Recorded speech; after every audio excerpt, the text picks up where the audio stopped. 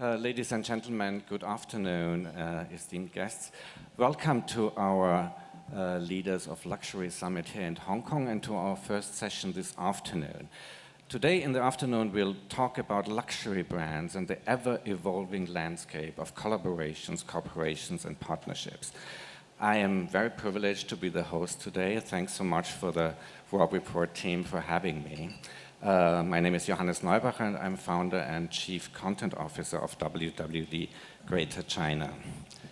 So I think for many of you, WWD is a familiar name. For over 100 years, we have been the daily media of record and the voice of authority for senior executives in the fashion, beauty, and retail industries.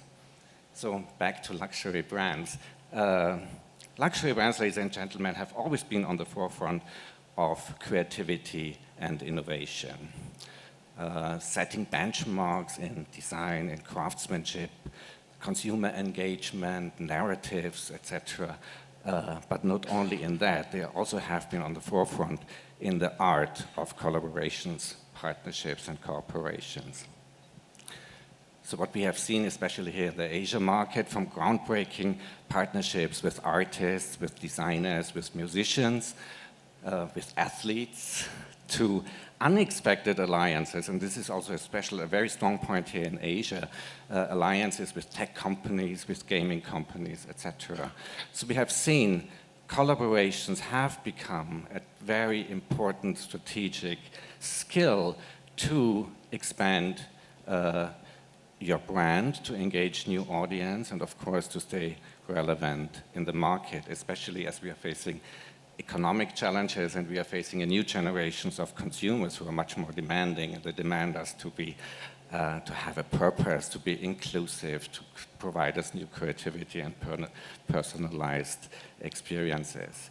So today I'm very happy to be here. Let's begin, and thanks so much for our three guests for joining this session.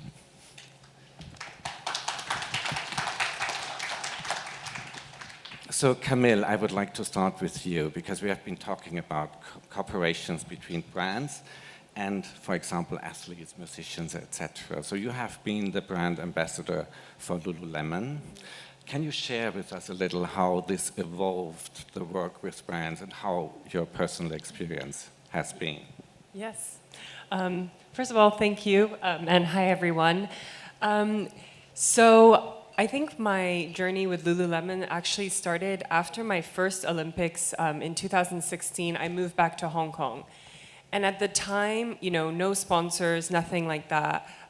You know, I didn't even know that I could ask for sponsors. And as an athlete, I was looking for an athletic sponsor.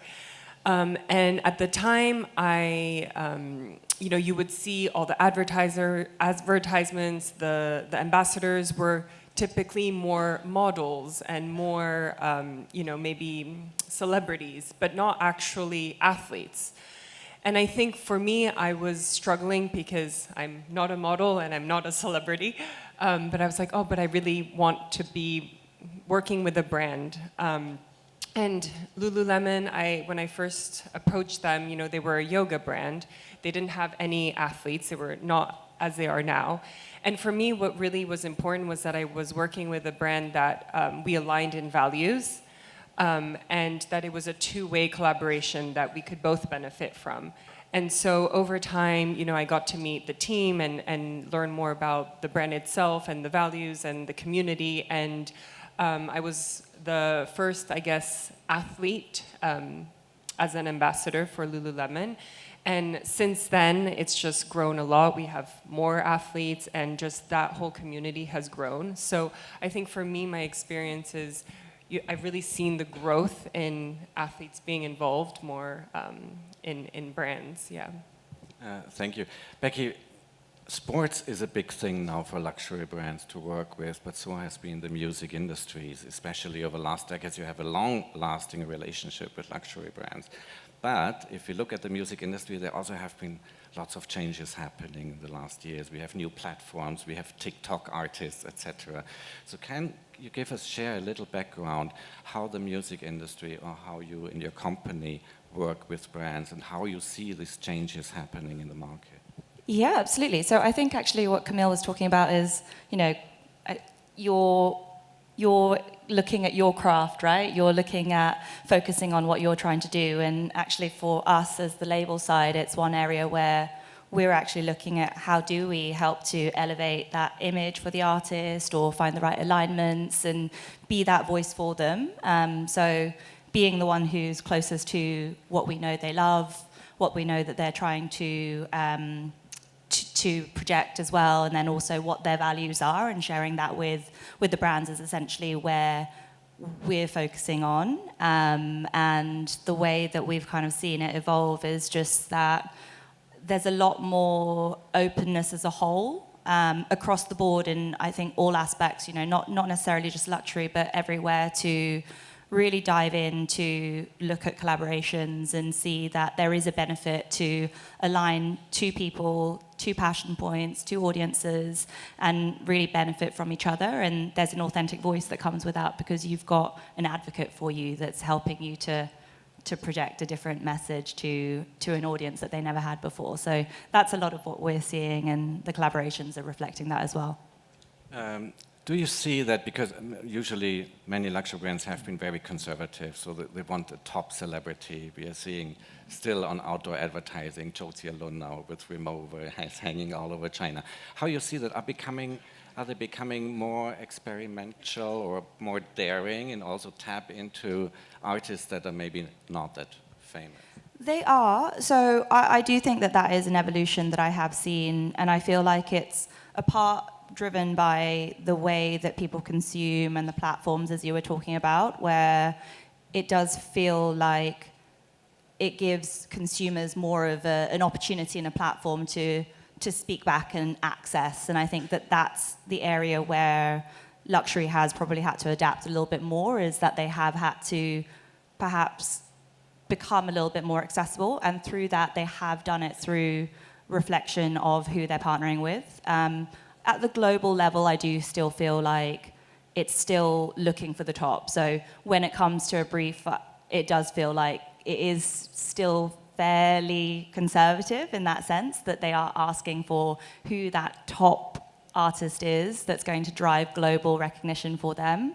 However, we have seen, I think, a lot of shift in the type of artists that they're partnering with. So it's no longer too much about the polished image. There's a lot of luxury brands who are partnering with rap artists, hip hop. They're moving with the trends. They're seeing them as the tastemakers and the trendsetters. And then we're also seeing a lot more Asian artists as well, which is amazing, because it feels like, you know, it's no longer segmented off to be, this is a localized campaign. This is actually a global platform where Asian artists are being celebrated and being seen as global ambassadors as well. So one aspect is, of course, that through a collaboration with musicians and artists, I can tap into new audiences and I can engage new audiences. I think that, which is a very important point why we're doing collaborations and corporations. Another thing is, that I also have mentioned in the beginning, is that our consumers want more and more personalized experiences. So, Amy, from your point of view, how have you seen this scene changing over the years, because we have a more demanding consumer, and how in your field can collaborations with other brands or who you cooperate with create or help you to stay ahead in the market? Yeah, definitely. So in our field, in the private aviation industry, so it does has evolved a lot. So it's not just about being luxurious, but also about understanding what your clients need, so you can provide a personalized offer and customized service for them. So for us, it's not about selling a flight from A to B.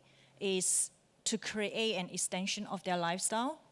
So no matter, before they get on the flight, during the flight, and what happened to them after the flight. And then we want to be a part of their lives, no matter where they go.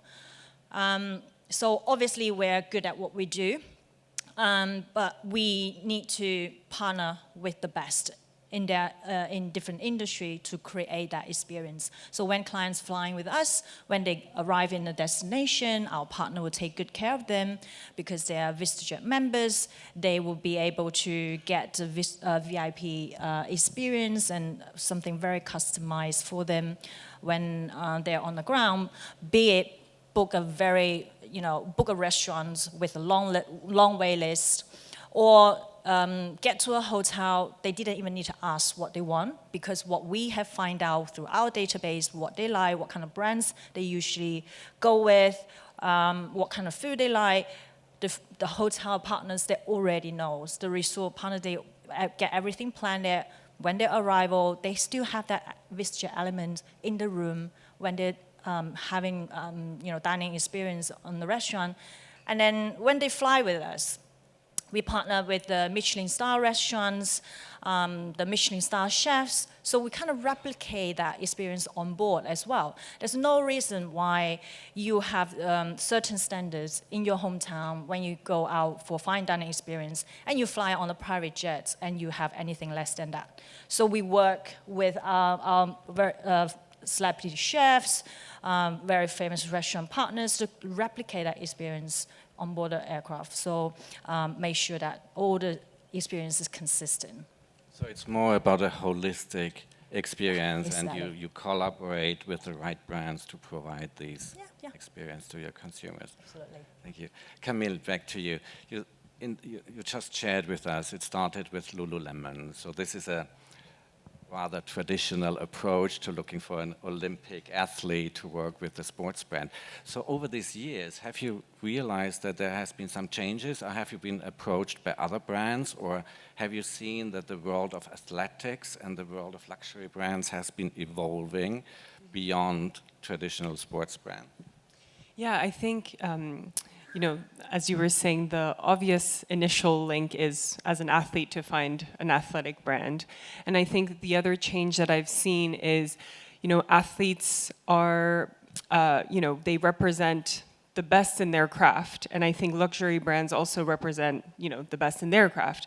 And so I think that is one way that brands align, is they value the same things in that sense. And I think with athletes nowadays too, with especially social media and that we are able to use our platforms as athletes to talk about things and advocate for things beyond just our sport. So, you have, we are athletes, but we are also humans, and we also have other interests. And you see a lot of athletes that are very interested, for example, in fashion, NBA, how they walk out, F1, how they walk out, their outfits are always commented on, maybe less so in swimming.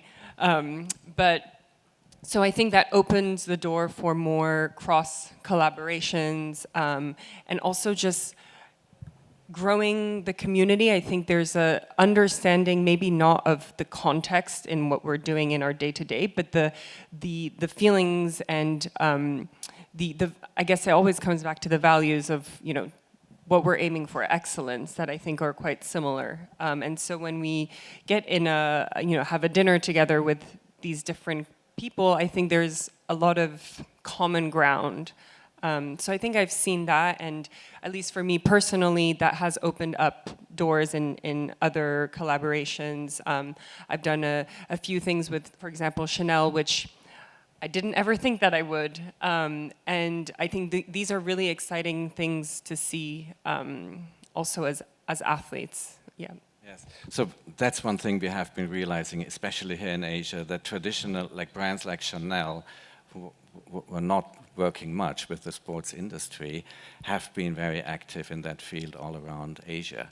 Which brings us back to Becky. If we talk about Asian musicians, this is also, I think, we have witnessed over the last years that not only, so maybe in the beginning brands were working with Asian musicians to create a local brand narrative where they can engage local consumers, but it really has to change and put them on the global stage, especially with our pop culture powerhouse Korea, also here in Hong Kong with Wang Jia and all these artists, they're all out of a sudden on a global level. How you see this trend of Asian performing artists working on the global stage with brands, and what does it bring for the luxury brands in value?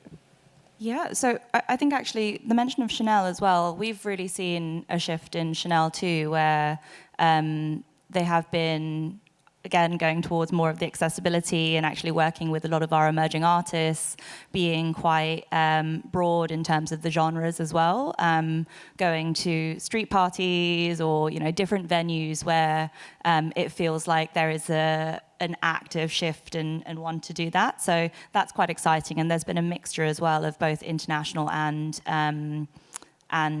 local artists that have mixed into that. And in fact, even then, back to the question on the Asian talent, we've definitely seen, first of all, absolutely, K-pop, Korean culture has put, I feel like it's probably been a really big step in putting Asia on the map and actually seeing the celebrities and the artists as global ambassadors who can resonate. So that's been an incredible door opener, I think, and it's led to more and more. Equally, we're seeing more from an international perspective of artists who see the value in growing in Asia. And quite a lot of them, I guess, are going back to their roots of, I'm a quarter Chinese, but there is a link to it, and there's at least a pride to come back and want to be a part of this and grow in the region and be a part of the global growth story. So that's very exciting to see. And then finally, I think the other side is that there is ultimately a catering to the consumers. So when people are advertising, they are ultimately looking at who their audience is.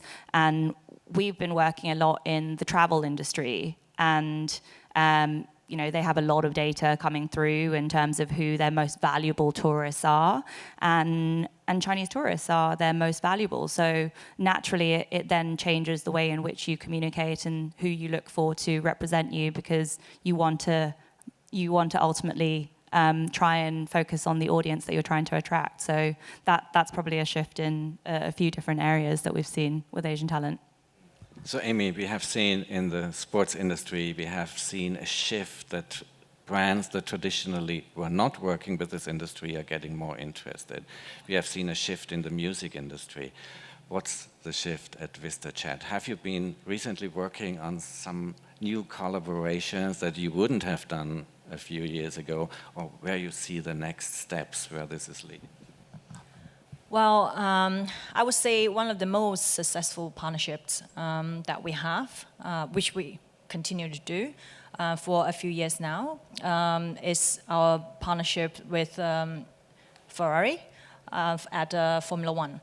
So this also linked back to what Becky and Camille was talking about. So we are partnering with them and flying the drivers around the world to join the races. And obviously our clients are also big fans of the sports. So they're flying around the world to follow the schedules. So let's go back to Becky's point of a client's passion point. So this is just one of the programs that we developed based on a client's passion point, and we dive into it from clients after they land at the destination. They can spend one-on-one time with the drivers, and then get to know them personally, and then it becomes their friends, and then they want to be there to support them, and naturally they take up flights, and it benefits the business, and a lot of the business get done during the race. And on the other side, how we also cater the need for the drivers, because during the races, whoever is following Formula One knows that there is a very intense schedule, and it only have like a few days in between. So it's very physically demanding for athletes when they're traveling all around the world, adjusting different time zones. And then that's why it's so important for us to create that experience to help them stay at top form when they arrive, and then they can be ready and refreshed to get that podium position. So and same things that go into how we craft the wellness program, and then get the menu inspired by athletes' suggestions, from Charles Leclerc and Carlos Sainz. So we get a lot of we work very closely with our partners so that we craft something for them and for our clients.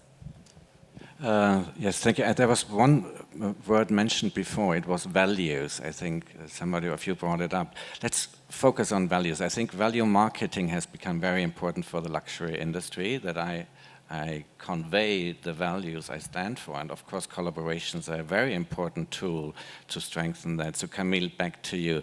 Talking about values, like what brand would you not work with, or what are your considerations when brands approach you? I think for me, as an athlete, there's obviously certain collaborations that would probably be off-brand. Like if I were working with a fast food, a McDonald's, right? That would probably not be aligned. I think for me, it's more something that reflects, the brand of what being an athlete represents, health, wellness, both physically, mentally, and then also, the team that you're working with, do you get along well, and that kind of collaboration. I think for me, the one big thing I would say is it has to be authentic. So I don't think it's just about, if it's a product, not just about the product that you're wearing or what, but can it extend beyond that? And I think for me, if there's an opportunity for me to, with the help of the brand, to elevate, the platform, my voice, to share my story, to connect more with the community, I think that's really an important piece. So I think it would be probably, those are the things I would look at first, but I don't think I would really say, I can't really say like there's really specific brand that I would say no. And I think that's the exciting thing too with what we were all kind of saying now, is there is more of an openness and more of a curiosity, and I think also like a creativity, like how can different industries collaborate and maybe create something new or something exciting that people didn't originally think could be possible. And I think that's quite exciting, yeah. So authenticity is a very important point. But Becky, which brings us back to the music industry. What methodology do you, I'm sure you have, because brands are asking for data, they ask all sorts of things. So what methodology do you have in your company to check if the brand values align with the creative direction or the creative career of your musicians, and what's the best match? So what is the methodology behind? There's a lot of different ones, but I mean, there was actually two examples that I saw in the video just before where they're unexpected collaborations, but they've been great. One was Bruno Mars and Don Don Donki, and the other one was Ed Sheeran and Ketchup, and it's not something that you would naturally suddenly be like, they love it, but because we spend every day with the artists and we're getting to know them, we also, when we sign them, we actually do brand surveys with them. So we actually do a breakdown of what it is that you love in every category, what you're passionate about. So beyond that is, what are your hobbies? What do you believe in? To really get to the bottom of what it is that drives them. And beyond the brand as well, sometimes it's then, what is it that you look for? It could be a brand that you don't know, but because they've got the creative direction that you're interested in, or the way that you would communicate or approach something, then there's still interest in that. The Ed Sheeran one, I mean, that's quite literally, he has a tattoo of ketchup on his body, and that's how that came about. He actually put it on his socials as a, hey, I would love to do a collaboration with ketchup, and that's then how it came about. Bruno is actually a massive fan of Don Don Donki, so every time he goes to Japan, he goes to Don Don Donki, and that's how that conversation started. So a lot of it is down to authenticity.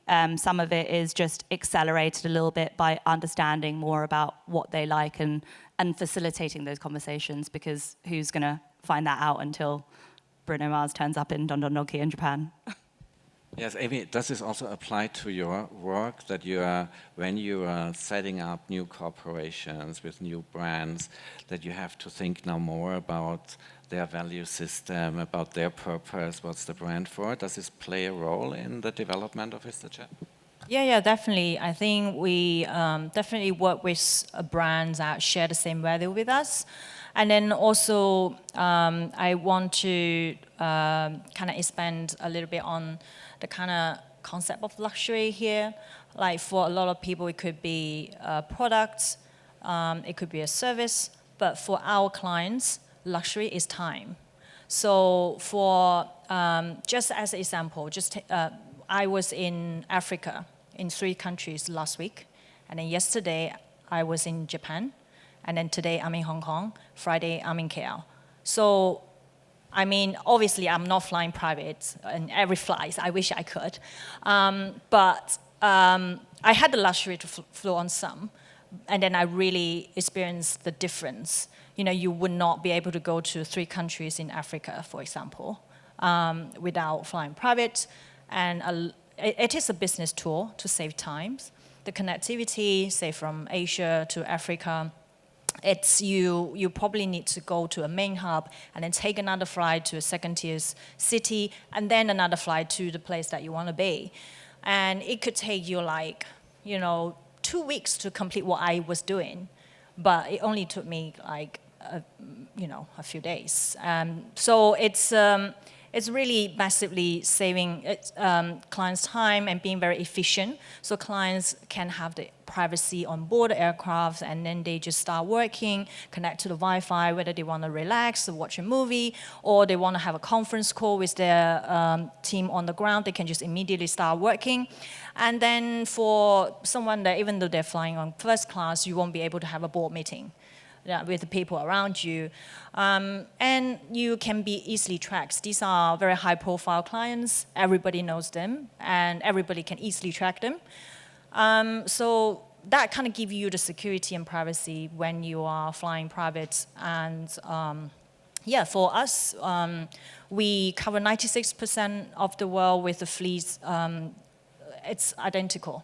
So exterior, interior, silver with the rest drive, no matter where you are in the world. Pick up a VistaJet in Asia, pick up a VistaJet in US, Europe, Africa. The service is consistent. So that's really the key that kind of keep our clients with us for so long. I think that's very, a core value for us that we will continue to. Thank you so much, Amy. So our time today, unfortunately, is very limited. So I would like to thank all the 3 of you. Thanks so much, Camille. Thanks so much, Becky and Amy, for being here. And I think we only could touch a little on the art of collaboration, but what we see, it is something that's going to be very important in the next years. I'm sure we can foresee that. It's not only about setting up a successful collaboration, it's about a form of empowerment, how a brand can empower creative people, athletes, and how their talents can help to empower the brand, which is definitely in these times of uncertainty and the big challenges our industry is facing ahead, one of the most important things. And one point is the value. I think this was a very important point we had to touch on. In times where our consumers are getting more conscious about sustainability, about brand values, etc., about social relevance of a luxury brand, this will definitely play a big role in the next years. So thanks again for all our amazing 3 speakers, and thanks so much for joining this session on the art of collaboration and the luxury industry. Thank you. Thank you.